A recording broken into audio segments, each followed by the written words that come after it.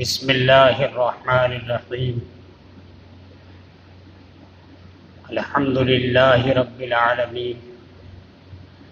والعاقبۃ للمتقین والصلاة والسلام علی سید الانبیاء والمرسلین اما بعد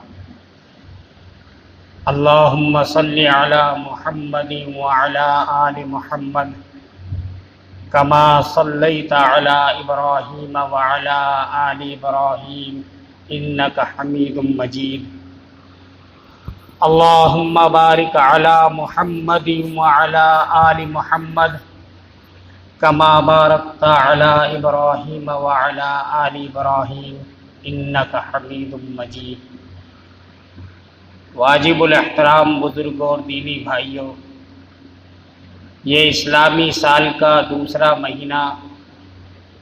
سفر المظفر کا مہینہ شروع ہو چکا ہے، اور آج اس مہینے کی 7 تاریخ ہے۔ بہرحال گزشتہ مہینہ یعنی محرم الحرام اور یہ مہینہ یعنی سفر المظفر، ان 2 مہینوں کے تعلق سے چند باتیں عوام میں مشہور ہیں اور بہت زیادہ مشہور ہیں۔ مثلا ان 2 مہینوں میں ہم مسلمان جو اپنے آپ کو اہل سنت والجماعت بھی کہتے ہیں، کوئی خوشی کا پروگرام نہیں کرتے، شادی بیاہ یا اور کوئی بھی خوشی کا۔ اب کیوں نہیں کرتے وہ مجھے نہیں معلوم، لیکن بہرحال محرم کے تعلق سے بعض لوگ یہ سمجھتے ہیں کہ نواسہ رسول حضرت امام حسین رضی اللہ تعالی عنہ محرم کے مہینے میں شہید ہوئے، لہذا وہ مہینہ غم کا مہینہ ہے، اور اس وجہ سے پورا مہینہ ایک غم کی کیفیت میں گزارتے ہیں، حالانکہ ایسا کچھ بھی نہیں۔ اگر کسی صحابی رسول کی شہادت یقیناً غم کی بات ہوتی تو آپ یقین کریں آپ پورے سال کچھ بھی نہیں کر سکتے تھے، کیونکہ ایسا کوئی مہینہ نہیں ہے جس مہینے کے اندر کسی صحابی رسول کی شہادت نہ ہوئی ہو، آپ کچھ بھی نہیں کر سکتے تھے۔ اس کے باوجود ایک ماحول بن گیا کچھ نہ کرنے کا اور اسے غم کا مہینہ سمجھنے کا۔ ایک مرتبہ کسی شخص نے علامہ علی شیر حیدری رحمت اللہ علیہ سے پوچھا کہ محرم کے مہینے میں شادی کرنا چاہیے یا نہیں کرنا چاہیے، تو حضرت نے جواب دینے کے بجائے اس سے الٹا سوال کیا کہ رمضان کے مہینے میں شادی کرنی چاہیے یا نہیں کرنی چاہیے؟ تو اس نے کہا رمضان کے مہینے میں کیا حرج ہے، کر سکتے شادی۔ تو حضرت حیدری رحمت اللہ علیہ نے فرمایا پھر محرم میں بھی کوئی حرج نہیں ہے، محرم کے مہینے میں بھی کر سکتے۔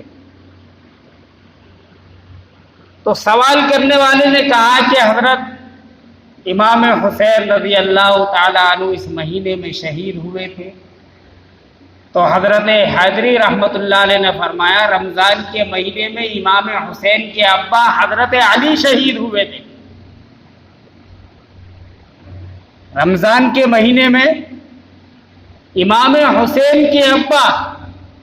حضرت علی شہید ہوئے تھے۔ اگر ان کی شہادت کے مہینے میں شادی ہو سکتی ہے تو امام حسین کی شہادت کے مہینے میں بھی شادی ہو سکتی ہے۔ ایسا کوئی دن پورے سال کے اندر نہیں ہے جس دن آپ کو شادی کرنے سے روکا گیا ہو یا آپ کو منع کیا گیا ہو۔ جب آپ کا موقع ہو، جب آپ کو سہولت ہو، آپ شادی کر سکتے۔ لیکن ایک طبقہ، ایک گروہ، ایک جماعت ایسی دنیا کے اندر موجود ہے، اور اس نے اس انداز میں پروپیگنڈا کیا کہ ایک بڑی تعداد اہل سنت والجماعت کی بھی ان کے پروپیگنڈا کا شکار ہو گئی۔ وہ اس مہینے میں شادی کریں نہ کریں وہ ان کا مسئلہ ہے، وہ اس مہینے کے اندر کوئی خوشی کا پروگرام کریں نہ کریں یہ ان کا مسئلہ ہے، لیکن سنی بھائیوں، آپ اللہ کے گھر میں بیٹھے ہیں وضو کی حالت میں، آپ سوچئے ذرا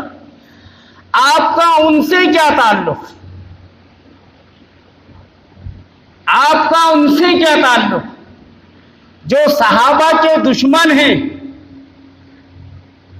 جو صحابہ کو گالی دینا ثواب سمجھتے ہیں، جو صحابہ کی شان میں گستاخی کرتے ہیں، بھلا ان سے ہمارا کیا تعلق ہو سکتا ہے؟ پھر ان کے پروپیگنڈے کو سن کر اور اس پر عمل کرنا اور اس کے مطابق ہمیں بھی زندگی گزارنا، یہ کون سی سمجھداری کی بات ہے؟ یہ اہل سنت والجماعت کا طریقہ نہیں ہے۔ کوئی مہینہ، کوئی دن غم کا نہیں ہے، البتہ کوئی حادثہ کسی کے ساتھ پیش آ جائے اور اس وقت اس کو غم ہو، آنکھوں سے آنسو جاری ہو جائے، وہ ایک الگ بات ہے، وہ ایک غیر اختیاری معاملہ ہے۔ کسی کے والد کا انتقال ہوا، اس نے خبر سنی، کسی کی اولاد کا انتقال ہوا، خبر سنی، تکلیف ہوئی، انسان ہے، ہوتی ہے ہمیں تکلیف، یا کوئی اور کاروباری نقصان ہمیں ہوا، وقتیہ طور پہ کوئی غم کی بات ہم نے سنی یا غم کے حالات ہم نے دیکھے، وہ ایک الگ مسئلہ ہے، لیکن پہلے سے یہ بات ذہن میں بٹھا کے رکھنا کہ ایک مہینہ سال میں ایسا آتا ہے کہ اس مہینے کے اندر غم منانا ہے، اس مہینے کے اندر رونا ہے، یہ سنیت نہیں ہے، یہ بات آپ یاد رکھ لیں۔ یہ غیروں کا طریقہ ہے، یہ صحابہ کے دشمنوں کا طریقہ ہے، اور صحابہ کے دشمنوں سے ہمارا کوئی تعلق نہیں ہے، کسی بھی طرح کا تعلق نہیں۔ بھلا سوچئے آپ،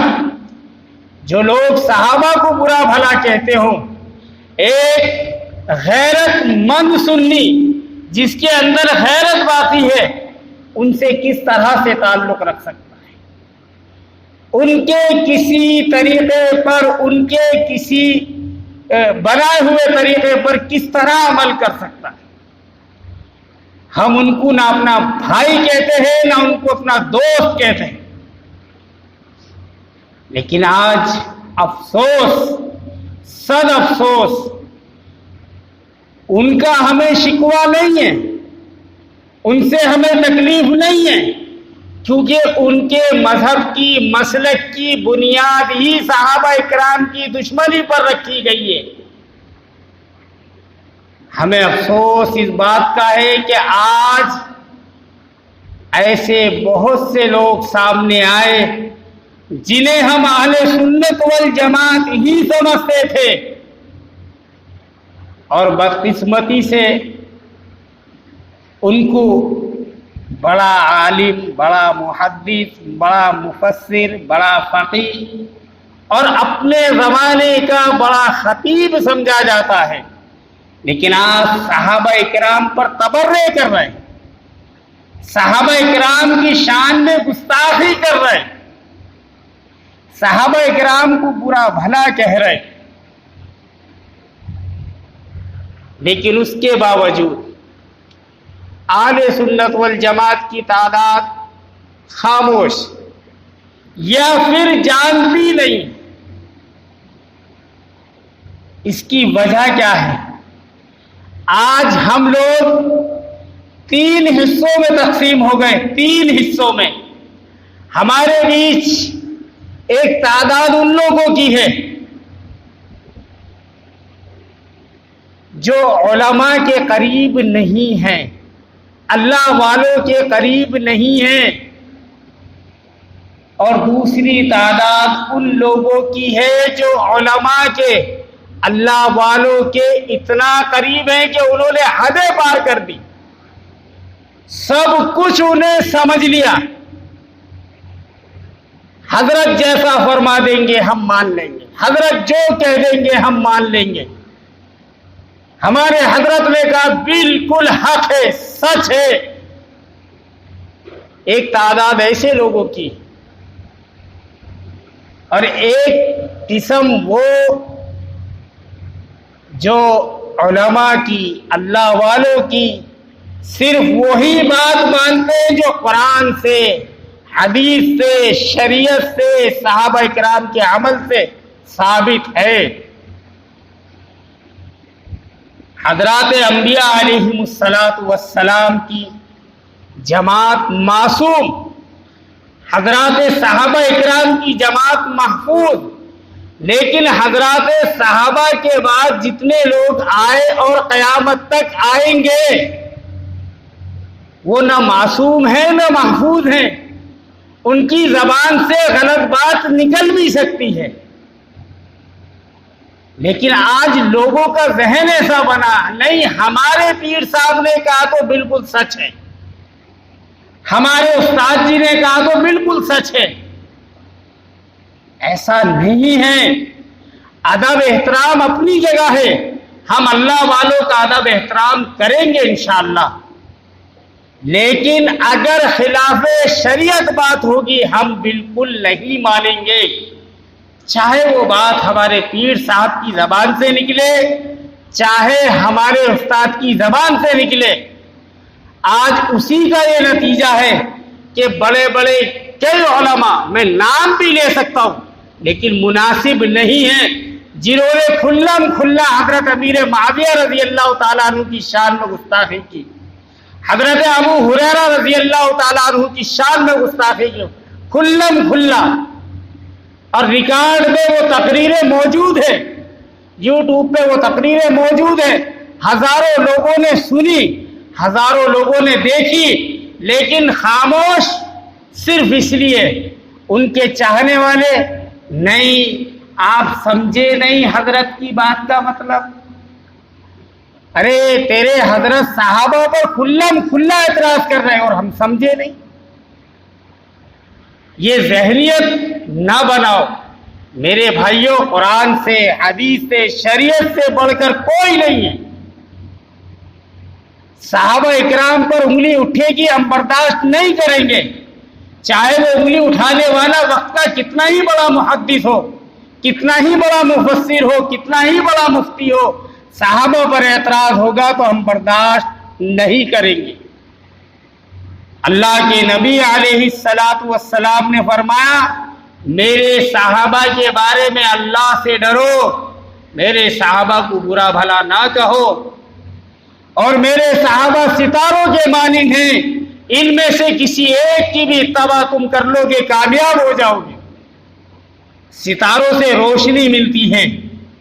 اللہ کے نبی علیہ السلام یہ بھی فرما سکتے تھے میرے صحابہ چراغوں کے مانند ہے،